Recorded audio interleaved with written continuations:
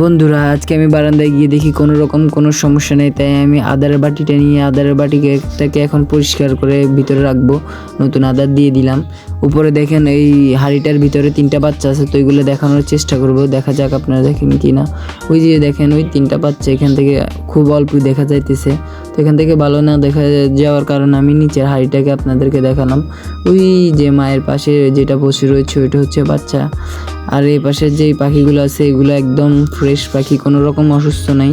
তো আমি এখন এদের আদারগুলো পাল্টিয়ে দেবো।